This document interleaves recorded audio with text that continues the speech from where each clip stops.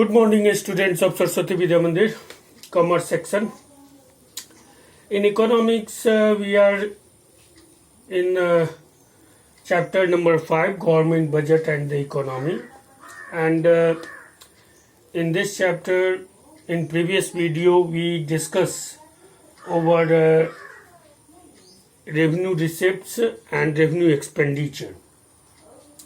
Today, we discuss over the second part of budget, capital expenditure. As we know that or as it clear from the definition of budgetary receipt and budgetary expenditure, that capital expenditure either create asset for the government or reduce the liability for the government reduce the liability of the government or create asset for the government. So whenever government received capital, then it must be either reduction in assets or creation of liability. Same, whenever government used to expend capital, so in that situation it must create asset for the government or it causes reduction in liabilities of the government. Capital expenditure, it creates asset for the government. ये asset create करेगा government के लिए.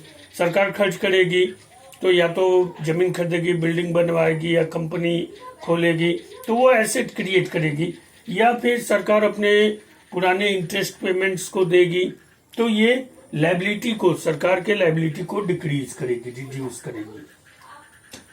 Important items of capital expenditure in the Indian government budget. अब capital expenditure मुख्यतः सरकार किन किन स्रोतों पे करती है, तो these are expenditure on land and building. If government going to purchase any land and building for public interest, then that expenditure were categorized as capital expenditure of the government. The second, expenditure on machinery and equipment. Whenever government also made investment or expenditure over new technology, purchase of machinery from outside or purchase of equipment, it also considered as capital expenditure, and it also going to increase the government assets. Third, purchase of shares. Sometimes government make a collaboration with private sector and make a concept of PPP, public-private partnership, and on those joint partnership, private public partnership.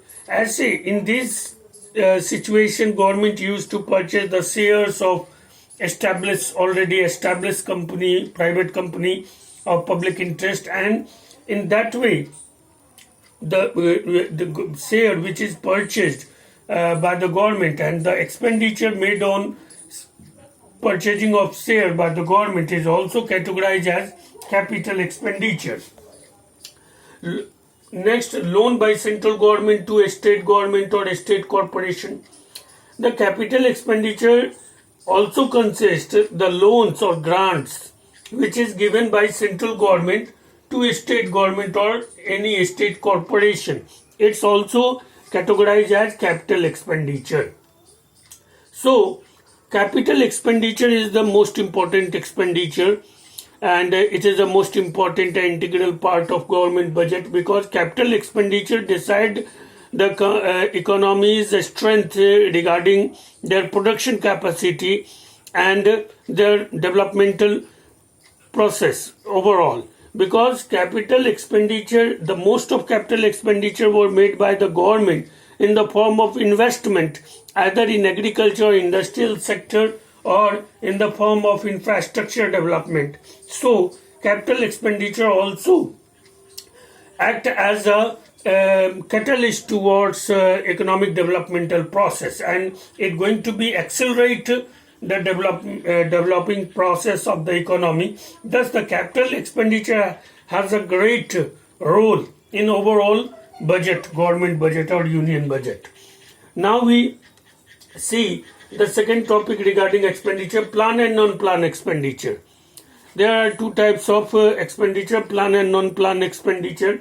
So plan expenditure, it refers to that expenditure which related to specified plans and programs of development. As we know that in India we develop ourselves through 5-year plans, and those activities or expenditure which is already mentioned in our 5-year plans or 1-year plans, those specified plans or programs, the expenditure on those already fixed and scheduled programs and plans is known as planned expenditure. So planned expenditure refers to those all expenditure which is made upon specified plans and programs which is already mentioned in 5-year plans or 1-year plans. Those expenditure were called planned expenditure. But those expenditure which never been specified or never been mentioned in any plan or programs, those expenditure is known as non-plan expenditure. It may be some disasters, natural disasters, it may be the general meeting expenditure and other things which cannot be planned or retained in any specified plan or program previously.